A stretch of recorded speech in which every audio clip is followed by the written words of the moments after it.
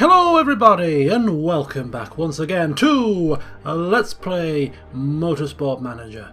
In the last session, of course, we were at the Black Sea for the Russian Grand Prix over there, and we managed to pull a rabbit out of the hat. We managed to finish first and second, with Valdes taking the maximum 10 points from the newcomer Sundin, who was closing him down very quickly towards the end. So, next race, Munich, Germany. Can we repeat the feat?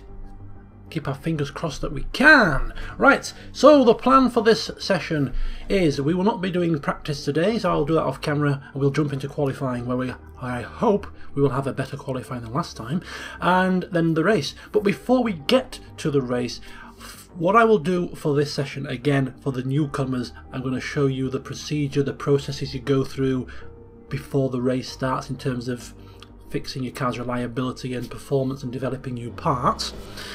But before even that, what I'm going to do at the start of for the next sort of 4 or 5 sessions is I'm going to do a kind of a meet the team segment where we take a look at our closest rivals, get a feel for their team, get a bit more personable. Rather than just racing around against a bunch of random names, let's find out who these people are. Let's check out their drivers. How do they compare with our drivers? Let's have a look at their team. So the first team we are going to look at today is the biggest team in this league at the moment, I think, and probably the team that we're going to be fighting with for the championship. It is, of course, the Ruiz Motorsport team. Although they had a very bad race in the Black Sea. So this is the team to beat on paper. Recently relegated from the Asia Pacific Cup, their blue, turquoise blue and orange car, quite striking on the track, easy to spot, keep an eye out for it and ram it off the road.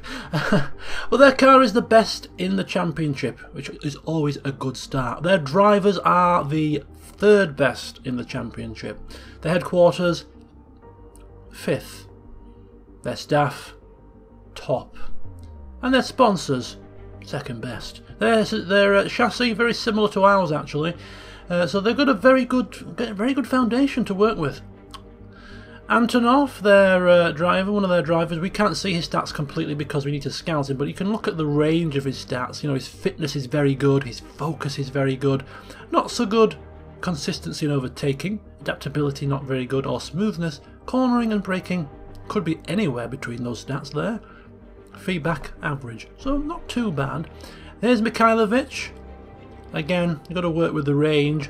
I've got a load of people scouted on the list, queued up, and so I can't scout these really quickly without deleting all of those. So unfortunately, we're just getting a bit of a sneaky preview of what they potentially are like. But she's not too bad either. She's got good feedback, good focus, good overtaking, smoothness average, cornering average, braking average. Relatively below average consistency and adaptability. Fitness is kind of a little bit where. So they're not too bad. For this league, they're very capable, and when you put them in the best car, they've got a damn hell of a good chance of being champions. Their lead designer, he is a good all-rounder, and their race mechanics are pretty good indeed. I mean, she's got good pit stops, not too bad concentration, and great reliability. Concentration good, pit stops good, and good performance. They have the stats in the places that I like them. I wouldn't mind these on my team. They are very good indeed, race mechanics. So they have a good all-round team, strong team, good foundation. This is why on paper they are the favourites. It's the Ruiz Motorsport team. Keep an eye out for their drives on track. Rivalries could be formed. So that is the first team that we are looking at. At the start of the next session, we'll look at Zempelli Racing Team to find out exactly what they're all about. Right then, so what we're going to do now is we're going to progress through until we get to the race, and we're going to go and do the day-to-day stuff. Now, the day-to-day stuff is fixing your damn bloody car, because it starts off awful. Reliability, as you saw in the last race, absolutely poor. Now, in the next race in Munich, the 3 components, the 3 parts that are crucial are acceleration, gearbox of course, low speed corners for your front wing, and medium speed corners, which means that the performance of these things and the reliability of these things need to be top notch. So we'll work on that. in a roundabout way. We are already doing the performance of the suspension. We'll leave that as it is. Engine, very important. We're going to leave that as it is. Reliability of the engine, also very important, because, as I said before, this is the longest part to fix. We can't have these flaking out on us, so we're going to focus on the engine for a little bit longer. And the gearbox is a crucial part. So we're going to aim to get it above 70%, and then we'll start to switch to the suspension. We have new sponsors, but I'll go through those right before the race. What we'll do is we'll go forward. We have our gearbox almost ready. Our new gearbox, which we will hopefully be able to use for this race. Right, so we go back to the car once again. We have a new gearbox, which is far superior to anything than we've got. So what we're going to do, now they're both already 71%. I probably should not have fixed the reliability of one of them and should have used this, because we're not using this engine, this gearbox now, so it's a waste of reliability. Note to self, and we're going to switch the engine, 66, 67. Do we go a bit longer on the engine? Possibly. I mean, those suspension is so low, so bad. So bad. Fix one of the suspensions for now. Just a bit more on the engine, I think. Just a teensy smidgen bit more on the end. Right, so in the meantime, you may be wondering why I have a massive bank balance. What are you saving for? Why aren't you spending your cash? Well, we do lose a certain amount of money per race, which we've got to factor in, and I'm saving money to design parts. We need to develop this car in season to catch up to the Ruiz Motorsport team. We have a gearbox. Our next weakest part is our brakes, so we're going to develop some new brakes. Now, when you develop your parts, you're going to pick one of 3 components. And the best components to pick, I personally think, are the ones that increase your max performance. Base performance is shown here, and max performance is shown there, and this is your current best part. Increasing your max performance is very favourable. So we're going to go for plus 25 to max. It's going to cost us 550,000, and it's going to be built in only 5.7 days. Very precise. Brian Potter's financial nous gets us a slight bonus. And that is us moving forward a little bit more. Right, we're going to pause it there because I think the engine will be sufficiently done now. Yes, 71, that's good. Now quickly switch that down. We're going to be building some new brakes, so we don't have to increase the performance of both of these. So we'll increase the performance of the best one, the reliability rather, of the current best one, which is this one. Right, that's good. That's getting done. These are getting done. It's getting done. Okay. Happy with that? Yes, we are. We will move forward. It's just a balancing act. In this early stage of the season, it's just a balancing act. Getting your parts sorted, making sure that they're as reliable as can be in the right places. I like to get them quite uniformly reliable. Right, so this needs doing as a priority, so I'm going to switch up there, get that as high as possible. That's 10 days, that's fine. So engine is done. That's getting done slowly but surely. These are the crucial parts for this race, so these are a focus. In fact, these 3 are a focus, so we're going to have to just sort of alternate the brakes and try to get them above 50, get them above 55% if we can. Would be nice. Okay, move on. We'll do the sponsors right before the race.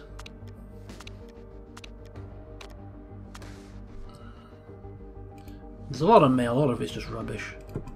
As you can see here, somebody's they want a test track, as if money grows on trees. Can you buy one a test track? Well, do you want a Thunder test track, Valdes?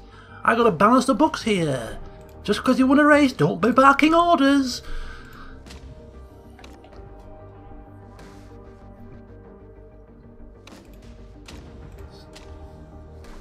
Right.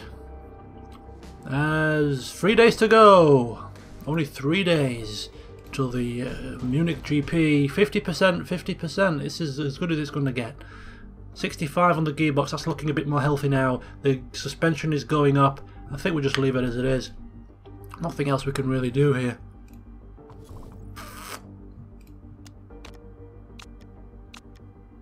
And here we are, race day. Ready to travel out to Munich. The cars have been repaired as well as they can be. Parts have been designed, and I am not designing a new part. I'm wasting time here. Right, what do we want to do?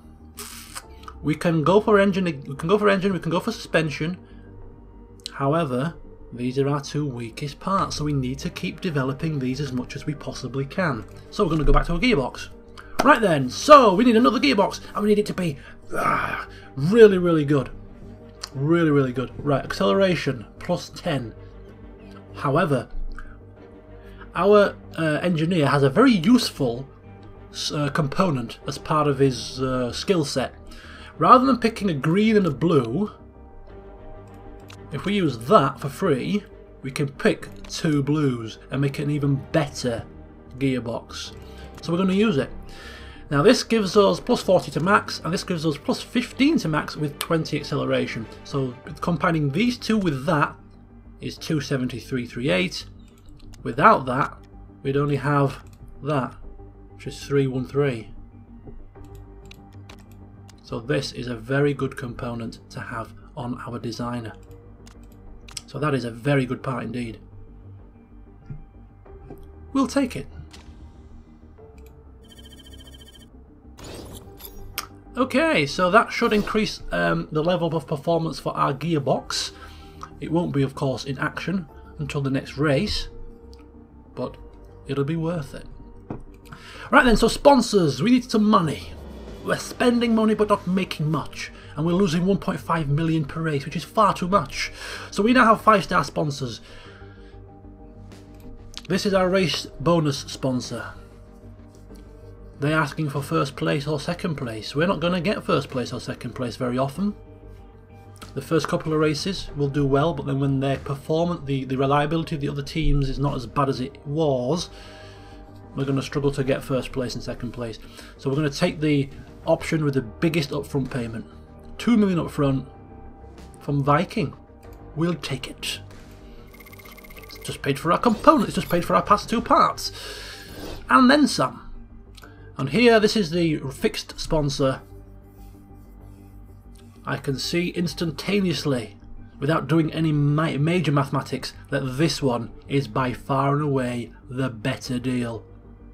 By a country mile. Zygon, 1.25 million per race, 750 grand up front. I think we'll take it.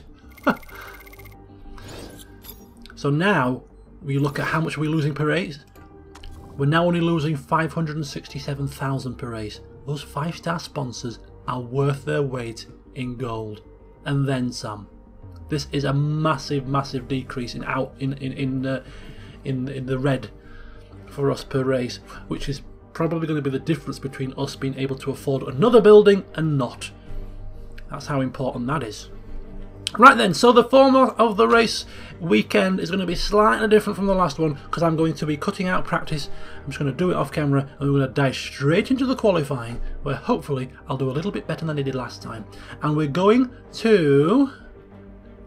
see, even third is optimistic. But I like a challenge, so we're going to go and try and get third or above for a 1.2 million bonus.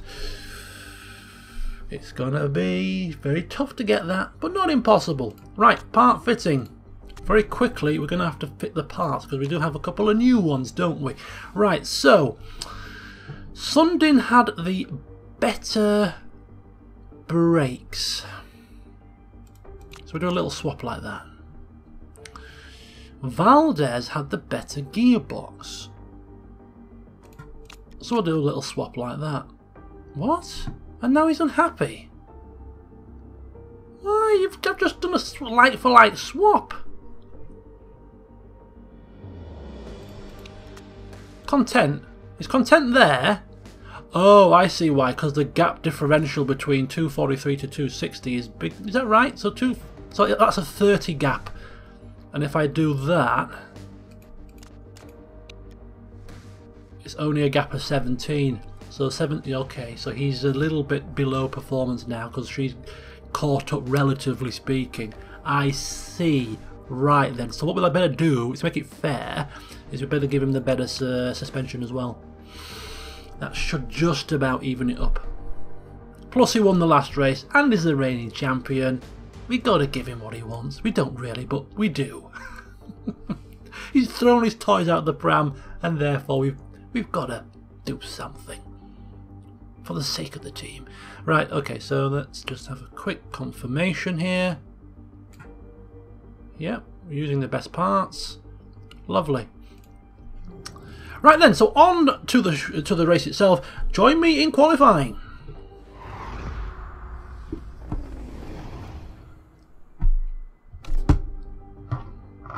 Okay, hello folks and welcome back. I have completed practice rather, and the results don't really tell all the story.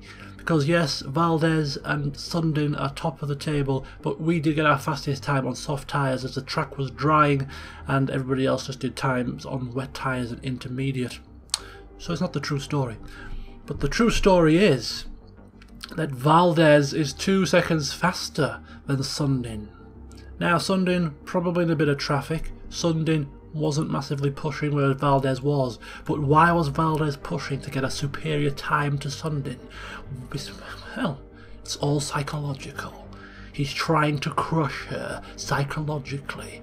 He's trying to strut his stuff. Every time he walks past her, he's puffing out his chest, strutting around the place, trying to put her out of her stride, trying to intimidate her. He's trying it on. He's already got a slightly superior part than he got last time, so he must be doing something right. He's a card, is this Valdes, I'm telling you. He's a card. He plays the mind games. Right. Phoenix Nice rocked out there today. Yes, it's a bit of a false economy.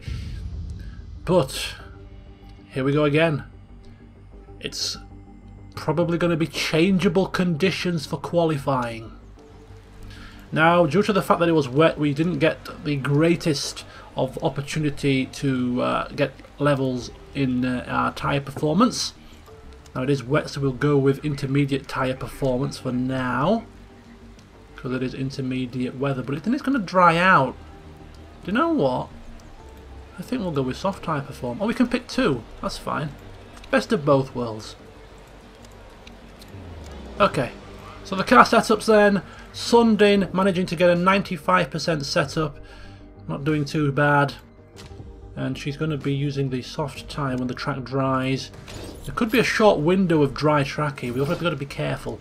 And Valdes, of course, once again trying to hone his skill, strut his stuff. He has 97%, spending that extra bit of time getting things perfect, tweaking things beyond tweaking, because he needs that edge. He wants to prove that he is the better driver, and if that means putting in extra effort, fair play to him. Right, did I put Sundin on used softs? I did. Is that a strategy? Used softs? I think it could be. We'll see how it plays out. Sundin trying something new here. Right. Here we go. In the last qualifying session, I didn't realise that I didn't actually do the automatic mini game with Sundin. I forgot to press it. But then she out-qualified Valdes anyway, so that's kind of weird.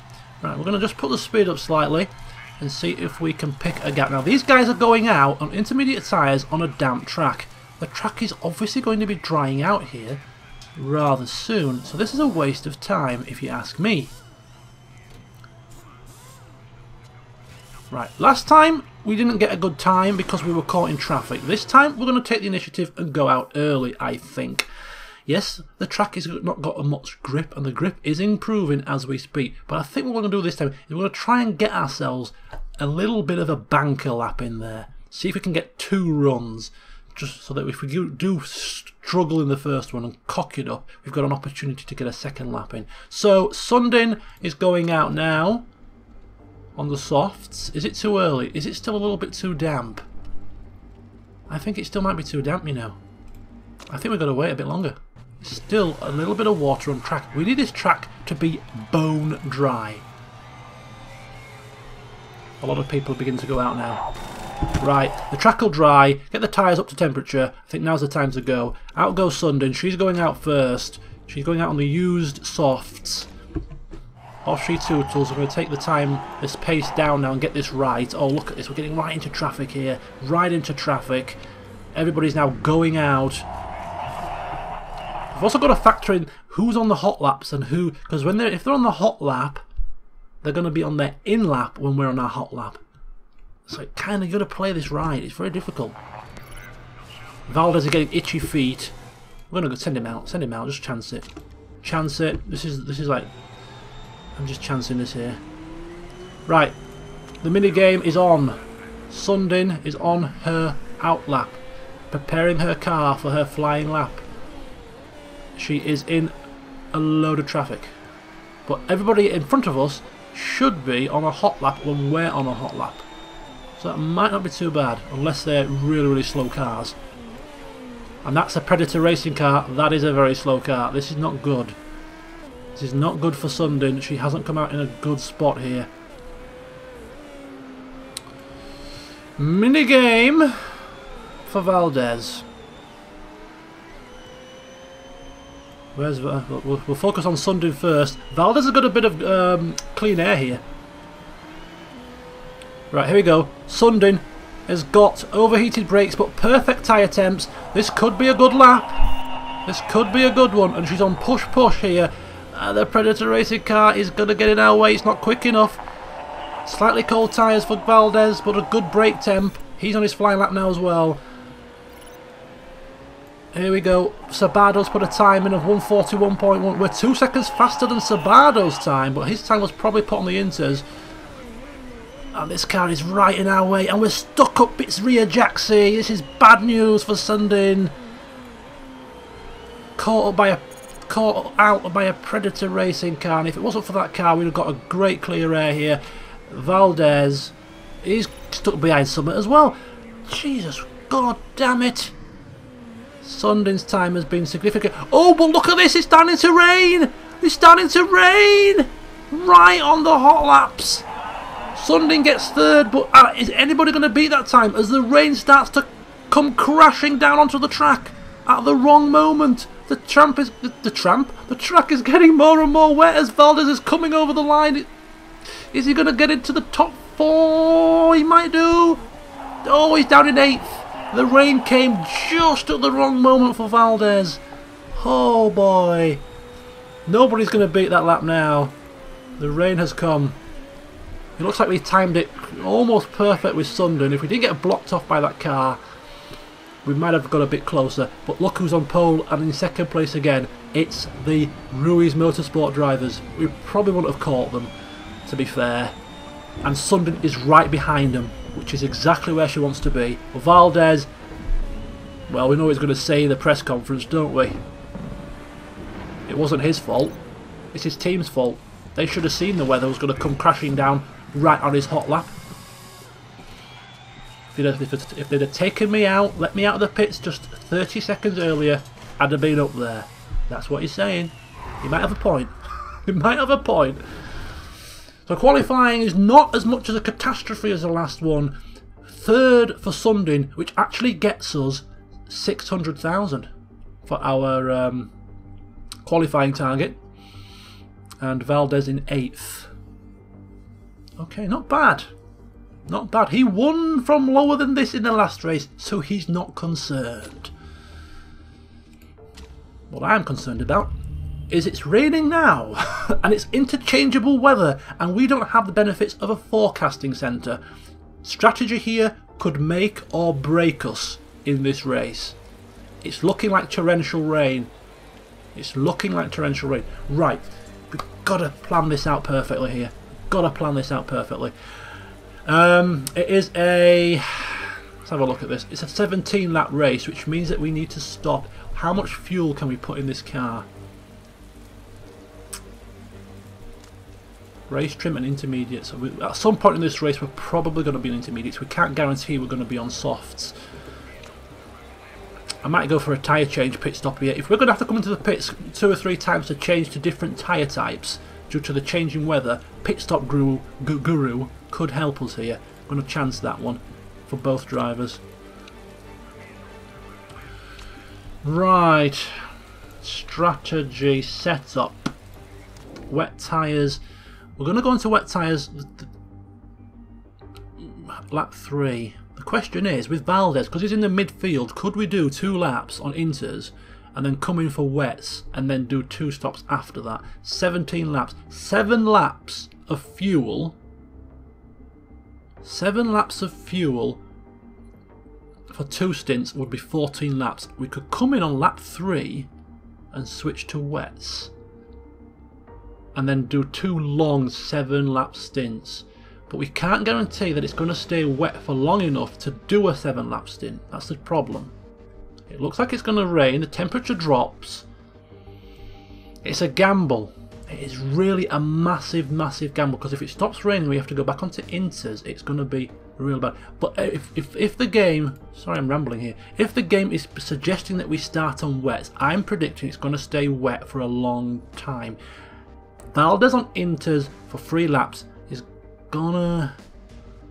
it's a risk. It really is a risk.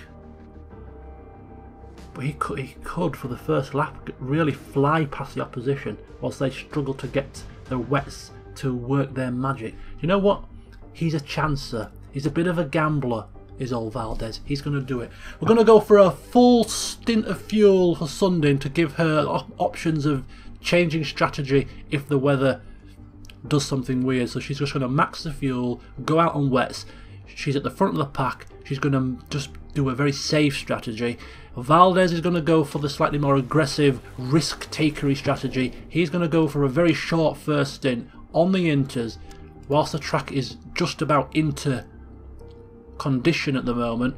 Hopefully steam past a few cars, and then he's going to come in, switch to the wets, and then he's going to do it. 2 long stints on wets. Hopefully, if the weather stays on our side. It's going to be an interesting race, this, folks. Not to mention that in between all of this, there's going to be a load of cars breaking down again, and still we're going to have to conserve parts. This is going to be an absolute race and a half. I can feel it in my bones. Here we go. So as we look at the grid then, it's the Ruiz Motorsport lockout for the 2nd race running, but Sundin has pushed her nose up onto 3rd place, onto the 2nd row. Will please Brian Potter. Vexala, Masilella in 4th. Vexala, Heemsoff in 5th. Another team that seems to be performing well in the first 2 races. Cavalcanti in the silver racing. Zempelli 7th. And there's Valdes in 8th. Ruined by rain. Let's see if the rain can work in his favour today. Here we go. So we're going to follow Valdes here for the start of this one, because it's going to be interesting. This is intermediate weather at the moment. He's going to have the edge for the first lap and a half to 2 laps. Can he make it count? Let's find out, as Sundin has made it up to 2nd position from the start. She's nipped in front as Mikhailovic has lost a couple of places there. Here we go. Valdes needs to make this work. He needs to get going. He's passing cars for fun. This is intermediate weather. This is intermediate tyre condition. Valdes now looking to pass Mikhailovic. He saunters on by on the outside. He's moving through the field. And Sundin, unbeknownst to me, has pushed into 1st position. She's passed Antonov and she is not holding back. And before we know it, look at this. We have a 1-2. A 1-2 for the Phoenix Racing team. How long is this going to last? Probably not very long. But look at that, it's exactly as I planned it. Valdes is making the most of the intermediate tyres whilst the track is only wet and not soaked. He's flying off into the distance. He needs to get a gap. He needs to get a gap and come out again on his full wets. And Valdes is off! Valdes has crashed! No! He's pushed his limits too much. Valdes is out of the race. I do not believe it. No. No. I was really looking forward to that strategy with Valdes. It was good. I think it was going to work out pretty well for us there. it would have been really interesting to see how he would have made that work. I'm so frustrated. Not just because he's crashed, obviously that's bad for the team, but just because I was really looking forward to that strategy. Damn it! I can't help but think that Sundin has a wry smile on her face, thinking, yeah, you see, karma is a bitch, and so am I. Did she cut his brakes?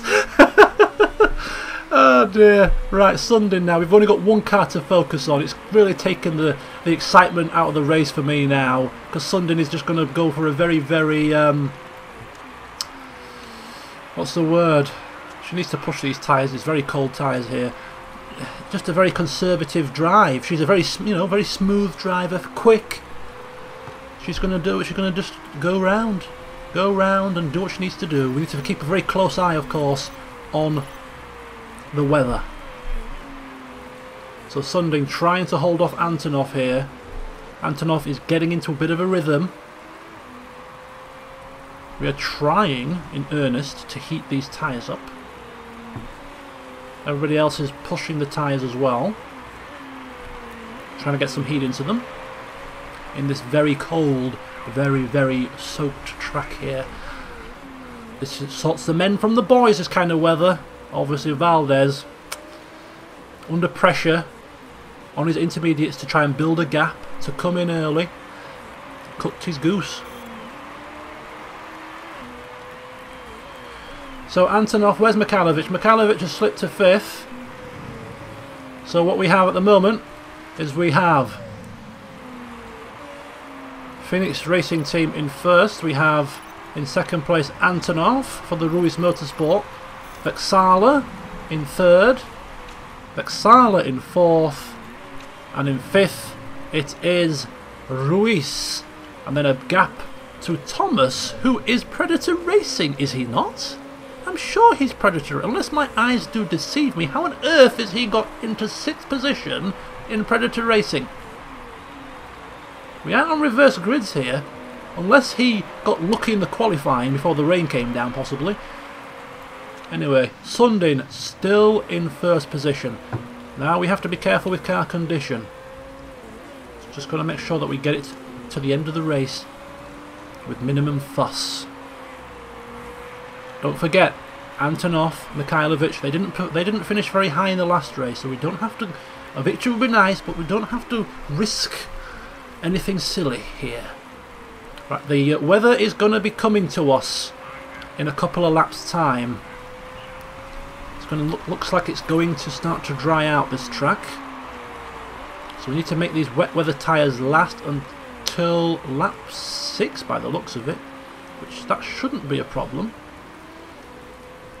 Shouldn't be a problem. We've got this lap and then the next lap after, and then we've got to come in. We could try to extend, but I don't think we'll make it. We could try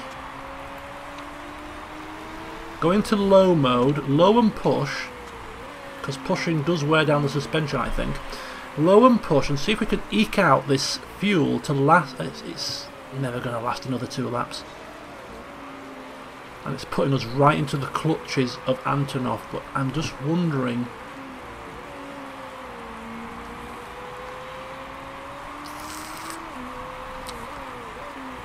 .72 laps. We're going to cross the. Ooh, bit of a lock up there. 1.6. No, there's no chance. There's no chance she's making that last for 2 laps. So here we go. Sundin and Antonov slightly pulling away from 3rd place Heemsov here, slightly. The one thing that pleases me about this performance so far is this is pure pace. This is not because cars have crashed out. This is not because we've tried the undercut. We're going to have to pit as well to get open air. We are matching pace for pace here. Sundin is doing a sterling job. We're going to come in for inters. We're going to inter it until round about lap 10 if we can, and that will leave us with 7 laps, hopefully on the dry tyre. So we're coming in for inters. We're going to max her fuel to give her the best opportunity to stretch the stint if necessary. Part condition, that's fine. That's fine. I mean, she's a little bit heavy on fuel perhaps, but just want to keep options open. If we need to extend that stint and go a lap or two extra, if the rain starts to come back again, it's worth us just getting a bit of a glimpse into the future, just to make sure that it is going to go dry. Don't want to leave ourselves open.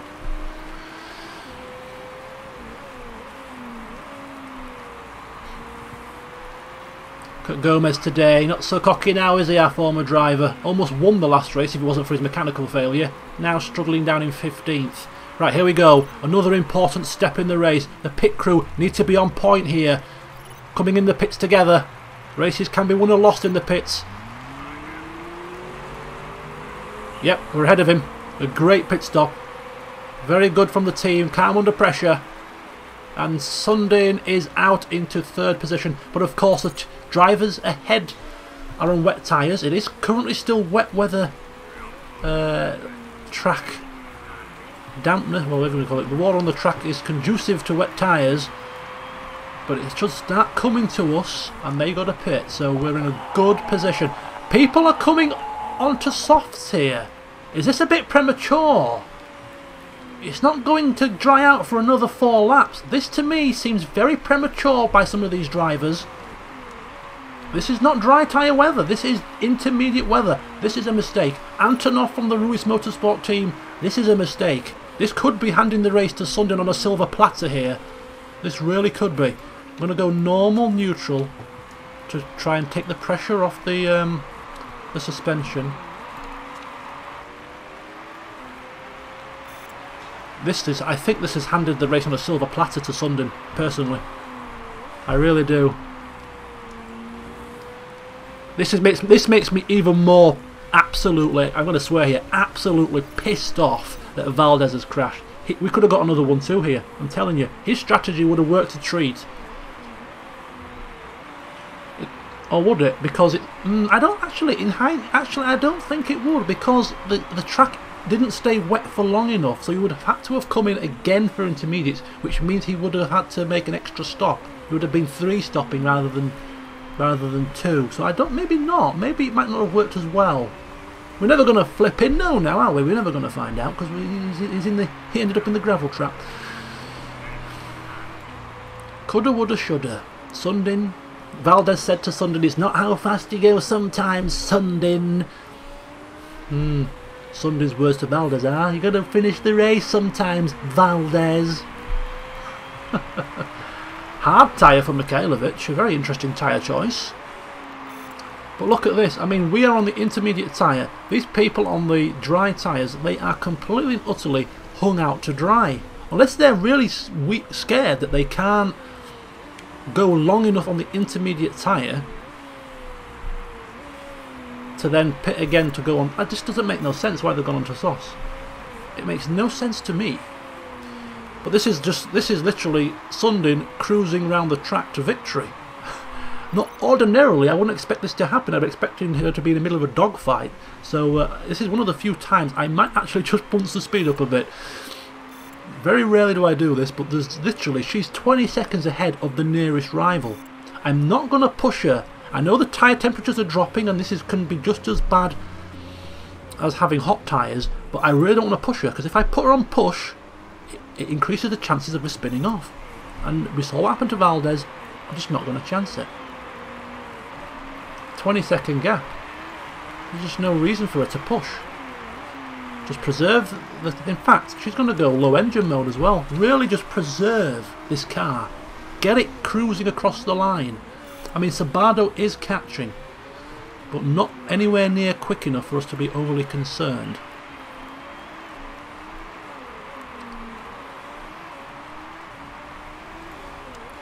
Okay, I'm going to push for 1 lap. This is a bit low, this temperature.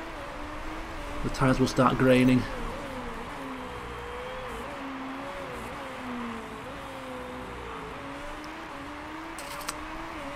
"18 seconds to Sabado. We are a country mile ahead. Sundin just has to manage that gap. He's pushing the tyres but conserving the engine, trying to keep the heat into the tyres. Our pace is good. Plenty of laps of fuel left. Right, I think we probably should have come in that lap for softs, but we'll go one more lap, and then we're going to come in for our final stop. We're going to go on to the soft tyres, which can happily do 9 laps, so there's no issues there. We're going to go for just the 6 laps of fuel. The 6.44 is enough to get us to the end of the race. Part condition. This is the interesting one. Do we part fix to prevent any issues, or do we go by the skin of our teeth? We have plenty in hand here. If we fix the brakes, it only adds 6 seconds. But is that putting undue pressure on ourselves here? I don't think it's worth it. I think we're going to risk it without. There's not long to go. 5 laps. We're not pushing the engine. We'll stop pushing the tyres. So Bardo's gone into for softs now. I think this is the prime time to go on to softs. Our pace is now slow. This is going to cost us a few seconds. I think we've come in a lap too late.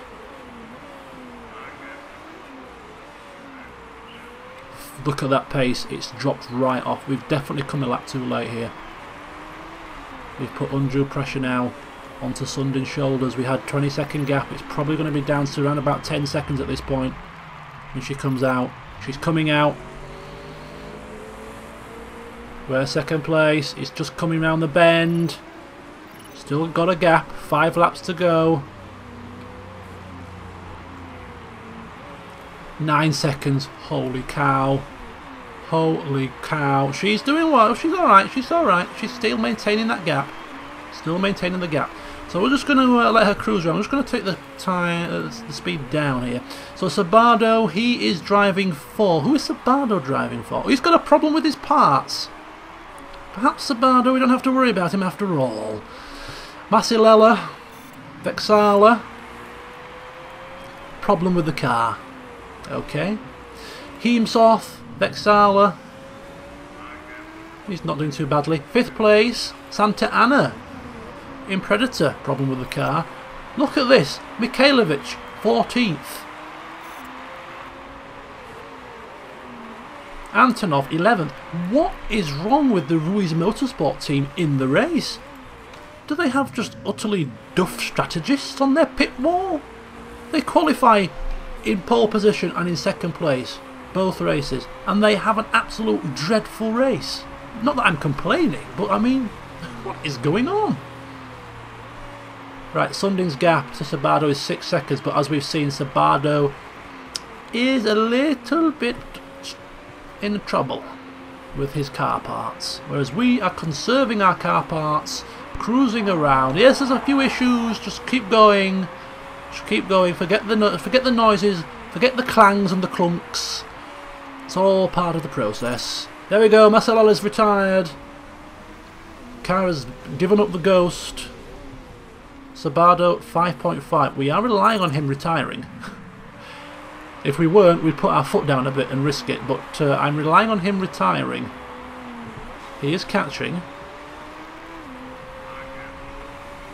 A little bit of squeaky bum time.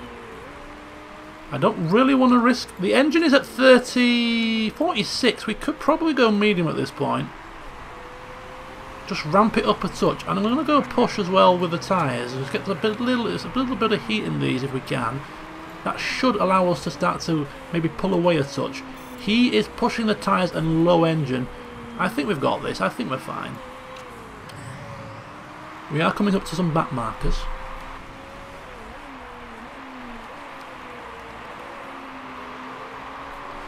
Okay, so Sundin now, there you go, pace is back on point. She's just cranked the engine mode up a bit, driving a little smidgen more aggressively, and she's just saying to Sabardo, I've got you covered, mate. You've been closing in, wasting your car's reliability, pushing your parts. I've just been cruising, brother. No need to panic. 4.7, there we go. Managing the gap like a professional. And there's Sabardo gone. Car's given up, which means she's now got a whopping 30-second gap to the next position. Just turn down the wick and enjoy. Enjoy your first win with us, Sundin. And enjoy taking the lead in the championship. Isn't it glorious? Here we go. We're going to savour the last lap with our Swedish. I'm trying to think of a word that's not insulting. No, I'm just joking, of course. Our Swedish superstar. The Swedish superstar. Think of a nickname for Sundin, folks. There we go. Think of a nickname for Sundin. I don't know. I'm not very good with these kind of things. You've got a nice catchy nickname. One that will strike fear in the hearts of fellow racers. But yet, nothing but admiration for her adoring fans. There's your challenge before the next race. What can we call? What can her nickname be? Alternatively, you can pick a nickname for Valdes. But here we go, the last few corners of the Grand Prix here at Munich, and it has been an absolute masterclass from Sundin. Qualified third, was up to first by the end of the first lap, and from then on she never looked back. Full control and a well-deserved victory for Sundin. Masterclass in calm driving. Sundin the superstar. Well done. And Valdes, it's back to the driving school for you.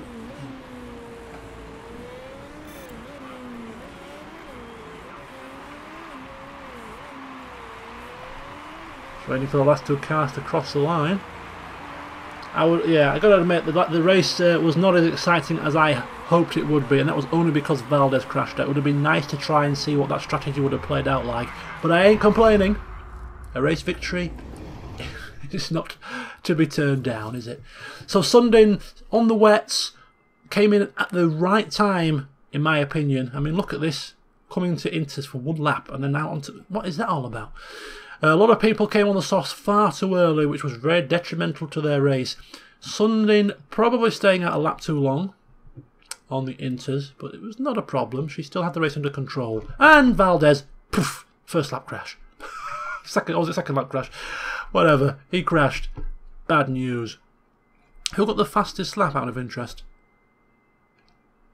Is there a way to see that? Maybe. We'll see it on the point screen.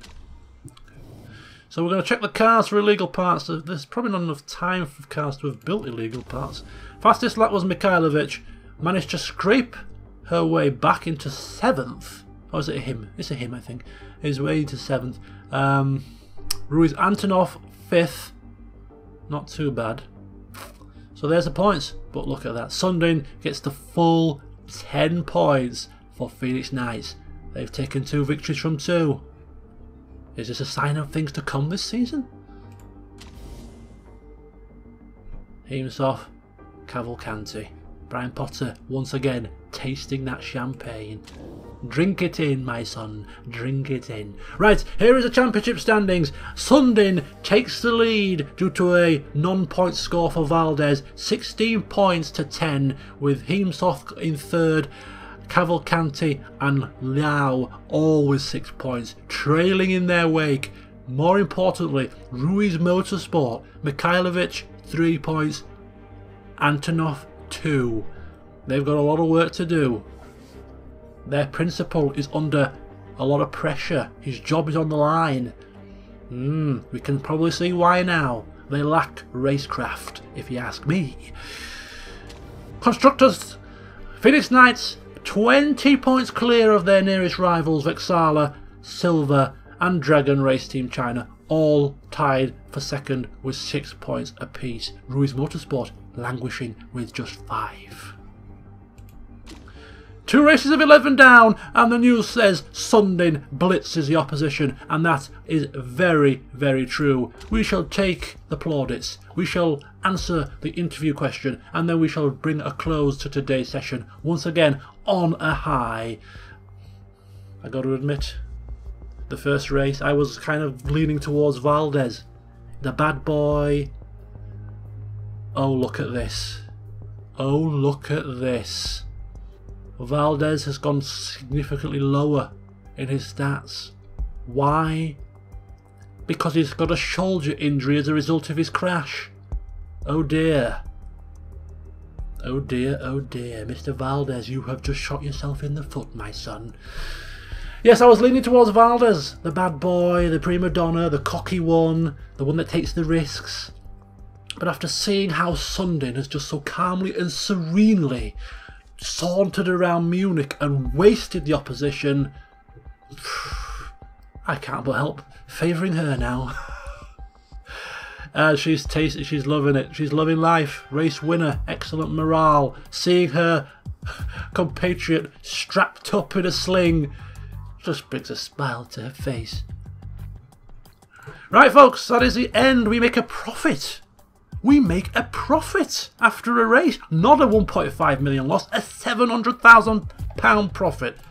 Things are really looking up for the Phoenix Knights racing team. Really looking up financially, in terms of the championship. Brian Potter is on cloud 9.